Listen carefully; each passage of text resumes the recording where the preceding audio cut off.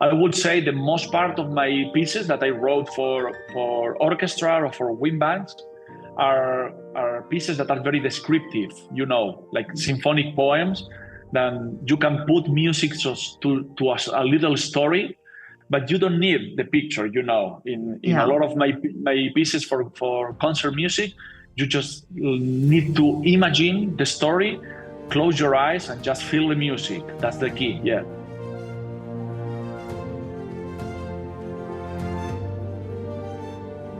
Good morning, Petra. Good morning, Oscar. How are you?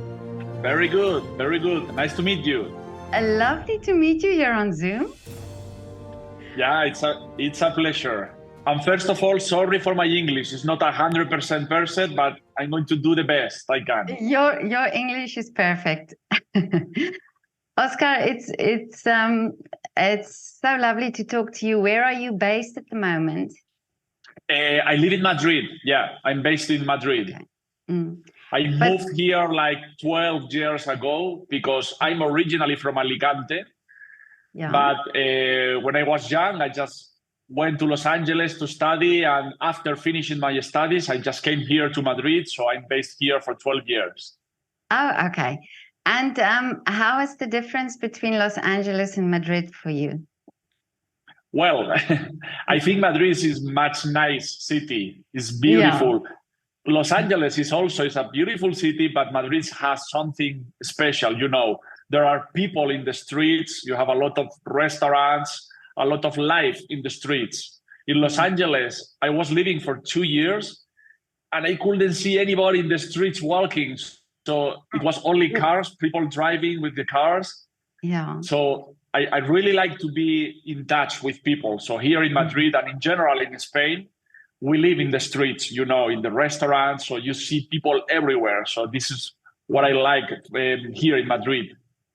But it's interesting that you say that because I spoke to a conductor from America once and he was here in Vienna and he said the same thing. He said it's so lovely to be able to walk and to walk everywhere and to see people and so I think we always appreciate that, in these cities that we can do that. Yeah, that's fantastic. It's a very touristic place, Madrid. There is always people. It doesn't matter if it's Sunday, Monday, Tuesday. It looks always that it's a weekend, So I really love that. And all the theaters are open every day. All the concert halls. If you want to watch a musical or whatever, so it's like a weekend every day. So I really love it. But now for you, when you are a composer, and is this something very important for you? Do you need this buzz? Do you need this sort of environment to be able to compose? Or do you get your inspiration there? It depends. So for me, I really like to be near to a big city, just to be in touch with with the auditoriums, with musicians, with orchestras, wind bands, producer companies. Or I really like to be like inside or around all these things. But there are other composers that just prefer to be in a mountain and being inspired by the mountains and the birds and the nature. But I really like the city. I don't live in the city center in Madrid. I live in a town that is close to Madrid, but it is just 10, 15 minutes by car. So whenever I want to go to the concert hall or I need to go for a meeting or whatever, it is very close. So I live in a quiet place, very close to a very crowded place. That is the city center. That's the best of both worlds that you have. Yes, that's true. But now, Oscar, you are such a great composer. You're an award-winning composer. You've done cinematic music. You also do concert music. Tell me a little bit about your path. How did it start for you? What was the inspiration initially to start composing? Well, I started as a musician when I was a little boy, when I was 8 years old. And it was in the school, like everybody here in Spain. We start the first contact with music in the school, playing the flute. Yeah, I was very interesting because I really liked music. So one of my teachers, he could feel something special in me when I was playing the flute in the school or singing in the choir. So he told my parents, hey, I think Oscar has something special with music. So it would be great if he could go to the conservatorium, to the music conservatorium to play an instrument and learn music theory. So my parents just gave me this opportunity to go to the conservatorium. So I started playing the clarinet when I was 10 years old, more or less. And for me, it was something very special. I really liked to play my instrument, to learn music, to be in touch with friends and play music together. So, my parents didn't have to tell me like every day, you have to study, you have to go to the Really music school. It was everything just by me. I really like it. So amazing. I organize it myself, and I really love to play music with my friends. So the first ensemble I was playing with clarinet, it was a clarinet quartet, and we needed like some repertoire to play. We have some scores, but not enough. So this is the reason I started to think, what can I do for my clarinet quartet? Maybe I can do an arrangement of film music that I like. So I started doing some arrangements for clarinet quartet, just hearing the music from a little radio, Yeah. with a tape, not with a CD, with a tape. So I was listening to the music and listening again and again and again, and just rating the melody and the harmony and the rhythm, just taking notes. But it was just for fun. So for me, it was incredible just to write this music for my clarinet quartet and put it in the stands and just hear the people playing what I wrote.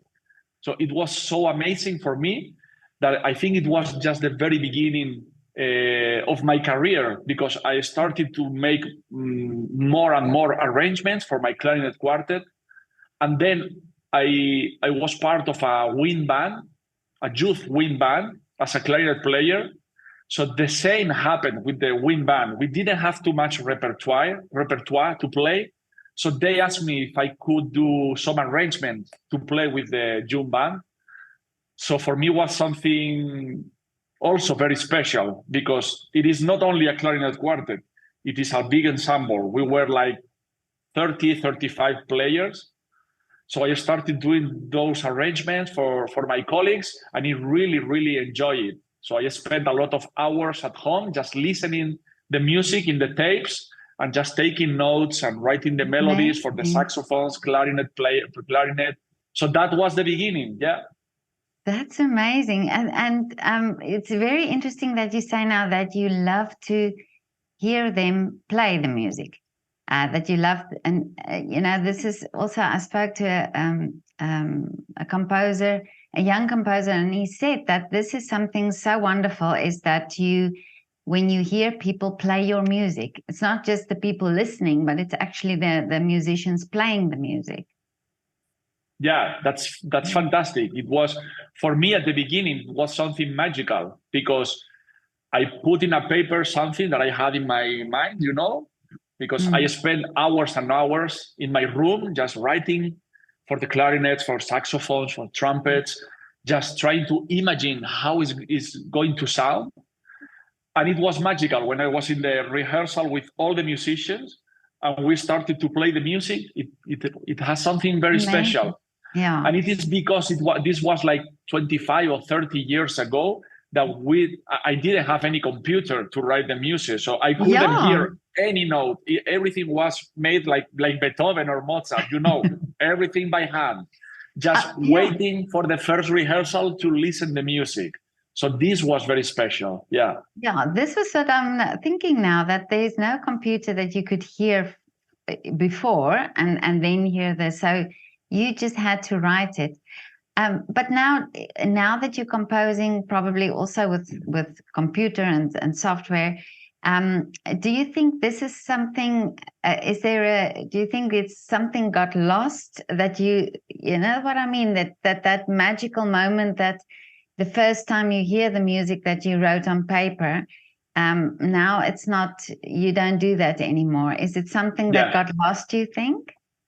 Yeah, I miss that. I miss that Really? feeling because 25 or 30 years ago, I was trying to imagine everything in my mind, and I had to wait until the first rehearsal to listen to music. But now I work with computer and with sound libraries, with a very real sound with the instruments. So now, for example, I'm finishing now a new piece. It's a concerto for saxophone and symphony orchestra. And I'm hearing it every day. And I can hear all the strings and the saxophone and everything. So I know that the first rehearsal is not going to be as magical as the first rehearsals 25 years ago, because I already know how it's going to sound. Yeah. But now, also when you hand over this music now for the musicians, how much input do you have on how they sort of play it? Do you still have a lot of say in how you want it to sound, or do you just give it over for them to sort of do with it what they feel with the music? Okay, I used to write a lot of information in my scores. I used to put a lot of information for the musicians, but there is always a lot of things that you cannot write. You need to say to the musicians, or you need to transmit when you are conducting the music.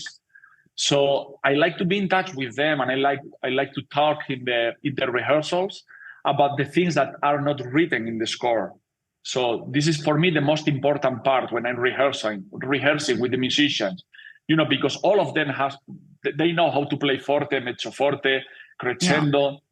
So I don't used to talk too much about this in the rehearsals, but I like to talk about the style, about the feeling, about the emotions that I want to transmit with the music. So that's very important. And just to create a very, very nice and positive ambience with the musicians when they are playing their instruments. So for me, that's very important in the rehearsal, just to speak about music, not about only technical things, Yeah. But now, cinematic music and concert music, but cinematic music works the other way around. You have the visuals, and then you compose for the visual. Is that right? Yeah. So, what came first, or for you, what was the interest then in cinematic music? Okay, it is a different process of writing the music for concert music and film music.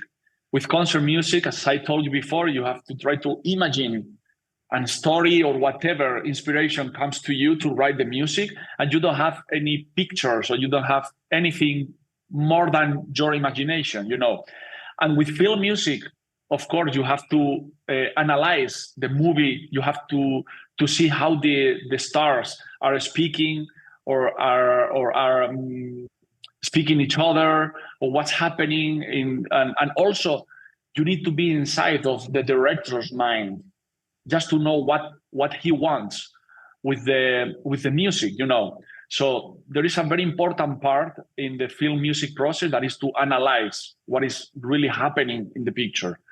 And then you have to create this story, you have to create the movie just with music. So you have to follow the pictures, it's very important.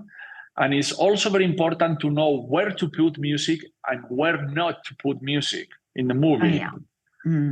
You can imagine, for example, in a horror movie, there is sometimes in a horror movie that the music disappears, and it is more scary than if you put the music in the movie, So it's very interesting just to analyze and see where do you need the music and where you don't need the music.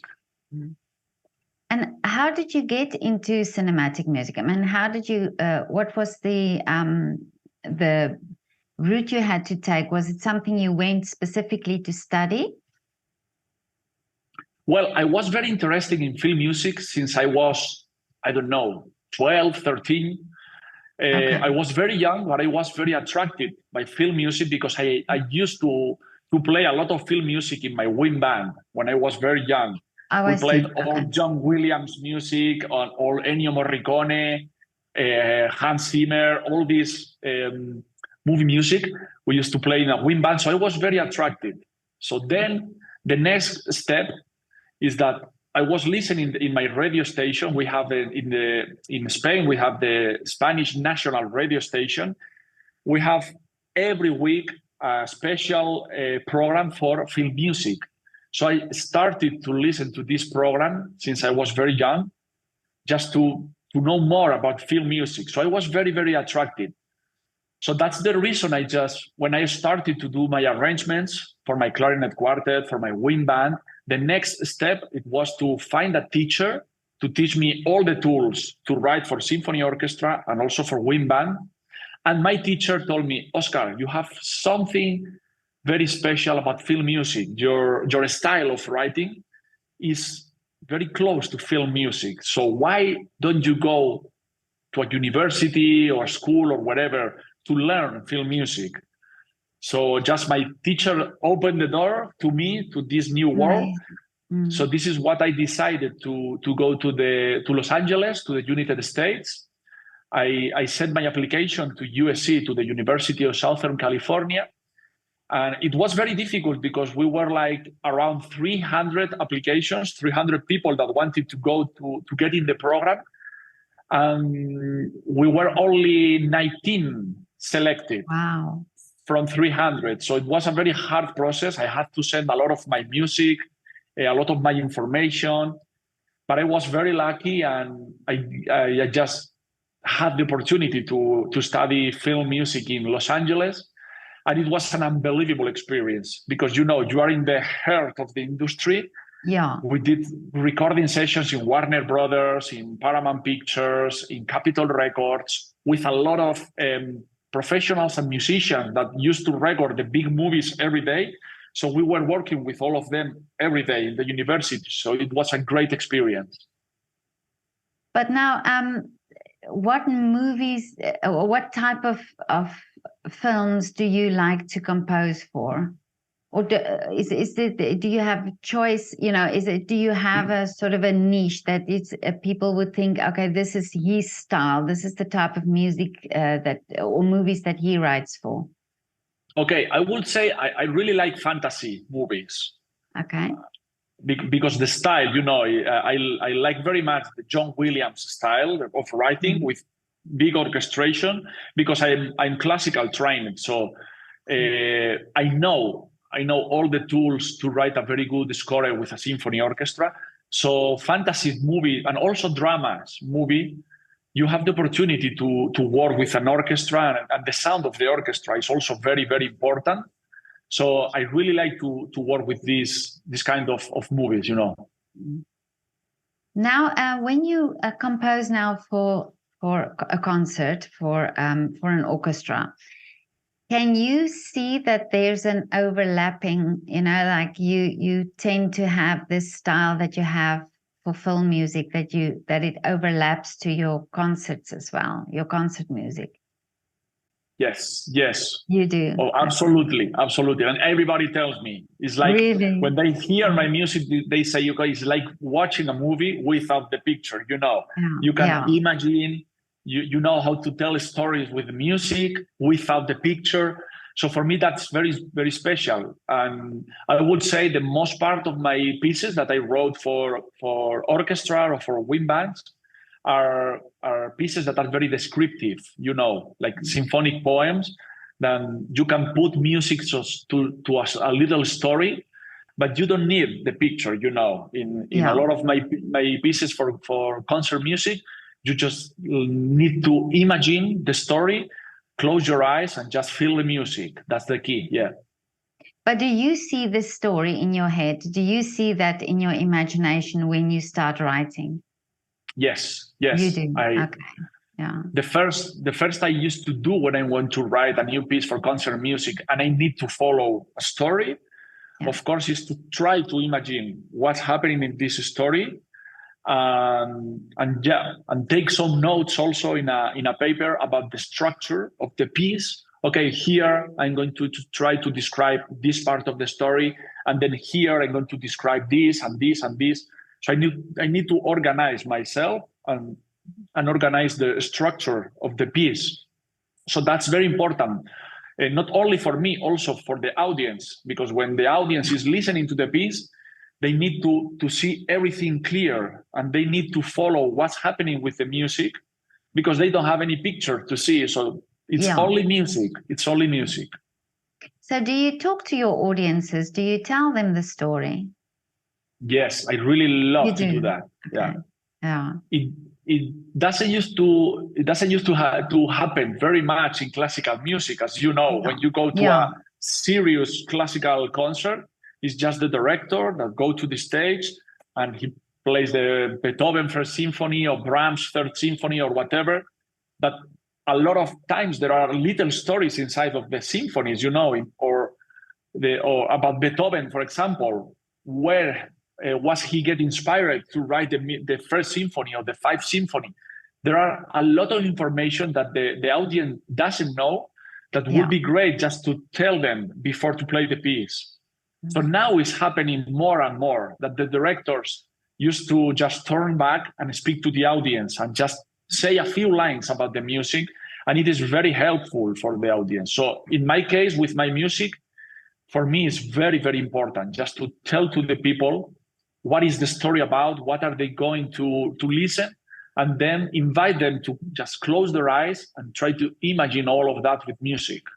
Yeah, I totally agree with you, and I love it when I just have even if it's just a little background, you know, or just something that gets you to connect with the music.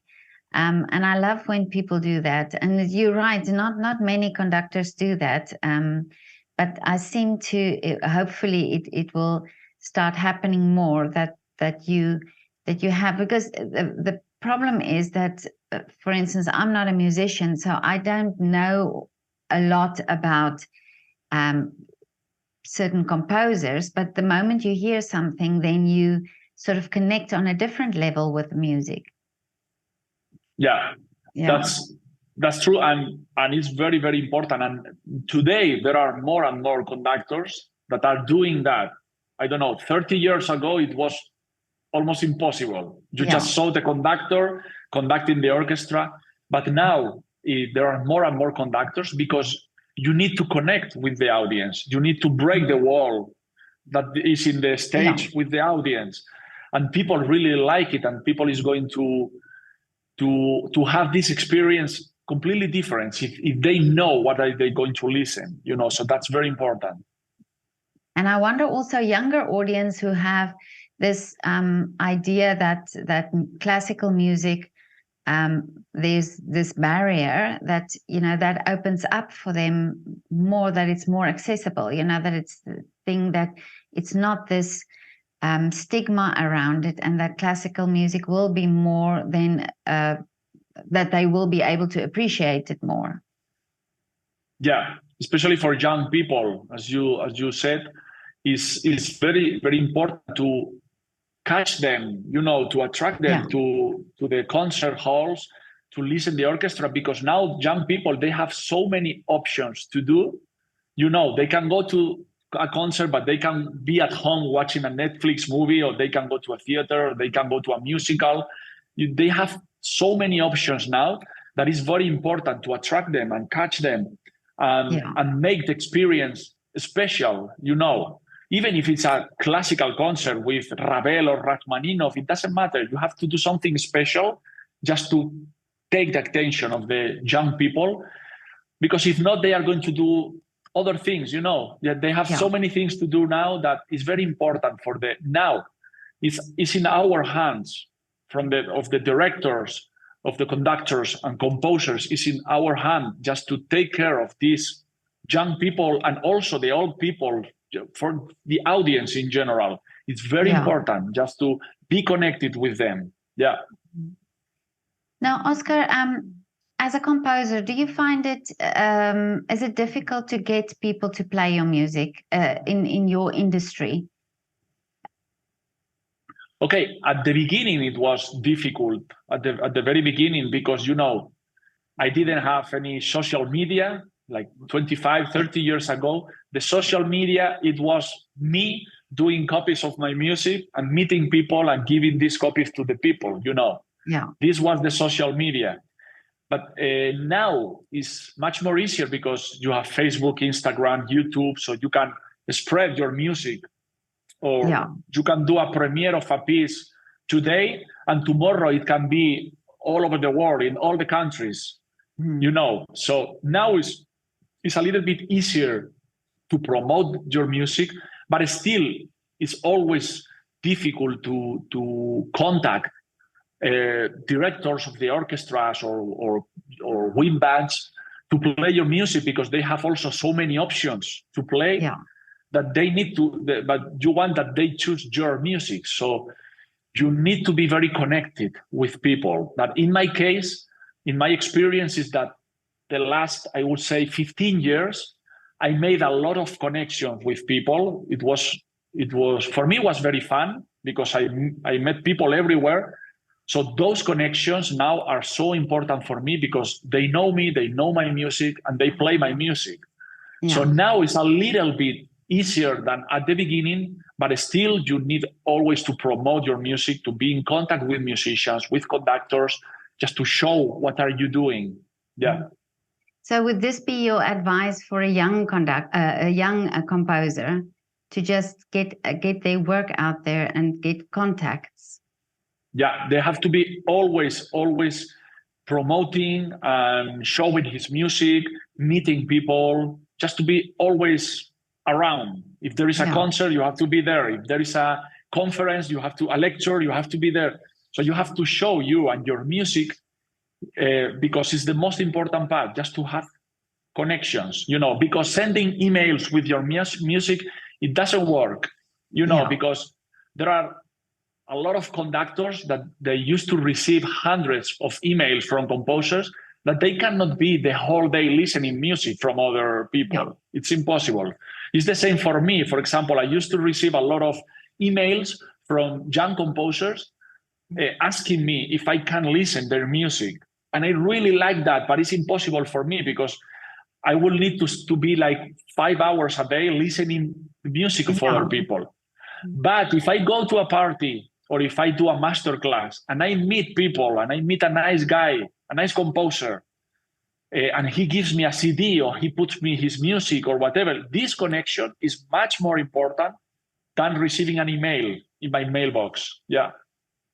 That's true. And that's so much more personal then. Yes, of course. Now, you said you do master classes. How often do you do that? Not too much, but maybe once or twice a year. Okay. I used to organize like a special week or a weekend for master classes. But it depends of the period. It depends of the year. If I'm very busy, it's impossible for me. And the last 2-3 years, they have been very busy for me. So I did, I think, only a couple courses, composition. Yeah. Yeah. But now, Oscar, what is coming up for you in this year? What is the wish now for the next few years for you? Okay, my wish is just to keep working and keep enjoying making music. I really love to do it every day. I stay here in my studio from the 8 in the morning until I would say 7, 8 in the evening. So I spend a lot of hours here. So you have to love what you do if you want to spend 10 hours a day working in the studio. So for me, my wish is just to keep enjoying what I do, keep living with music, around music, with musicians, keep writing music and be in touch with professionals, with conductors. I really love this world. And that's all. Yeah. Big projects. If big projects are coming, that's fine. That's fantastic. But the most important part is to enjoy what you do. Yeah. Yeah. Mm. That's amazing. And I mean, that you have the opportunity also to do what you love. That's also a great thing to be able to say. Yeah. And for me, it's also a dream came true because I started, as you know, I started playing my clarinet, doing my little arrangements. Yeah. And now And now I have a lot of commissions coming for film music, for concert music, but I also own my own publishing company. I have my people working for me, for my company. So we sell exclusively all my music to all over the world. And we sell to a lot of countries, a lot of different countries in the world that are interested in my music, that I'm very happy with that. And we also have our own symphony orchestra that has my name, is Oscar Navarro Symphony Orchestra. We organize concerts every year. So now we are organizing new concerts for this 2023. And my orchestra, we only play my music, so. Amazing. That's fantastic. Are you coming to Vienna with your music? I wish. Oh, that would be so great. From now, we play in Spain because, just to organize an orchestra and organize these concerts is a lot of work because we are all professionals. It's a 60-piece orchestra, all professionals. And we do concerts here in Madrid and in different parts of Spain. And I'm very happy with that because it's like my family. They play my music. I have a very nice team around working with me. So now I'm very happy because my life is all music around. So I'm very happy. But you seem to have this spirit since you started, this working with orchestra and working with people. So how wonderful that, that it, like you say, like it's a dream come true for you. Yeah, it's totally a dream come true. Yeah. Well, my wish is that you come to Vienna with your orchestra because I would love to be in a concert and hear your music. It will be great. It will be another dream came true, just to go to Vienna with my orchestra. Let's cross fingers. Yeah. Oscar, this was so lovely to talk to you. I just have one question for you now. After a concert, what do you do? Do you drink beer, wine, or coffee? Beer. Beer, okay. Yes, always a beer. I like wine, but for me, after a concert, just to drink a cold beer is wow. I recover in just 1 minute. Really? Do you have a favorite beer? Not a favorite, just whatever good beer, it's fine for me. Oh, okay. Yeah. But then you will be sorted in Vienna as well, because you'll definitely find a beer here after your concert. Yeah. Oscar, it was so lovely to talk to you. And I absolutely love your energy. I love your story. It's so inspirational. And I'm going to definitely make the wish that you come to Vienna. It will be fantastic. My music was in Vienna, not me. I was also in Vienna, but never conducting. My music, one of my pieces that is Libertadores, is the name of my piece. It was played in the Music Verein. It was like 5-6 years ago, and it was a very special experience because this hall is. I know, yeah. What I'm going to tell you. So for me, it was very special. I was not conducting the concert. I was in the audience, but I was thinking, maybe in the future, one day, I will be conducting in the Music Verein, my music. So let's cross fingers. Yes, absolutely. And I want to be there. Great. Definitely, yeah. Okay, Oscar, see you soon in Vienna. Thank you very much, Petra. Goodbye. Okay, bye. Bye-bye.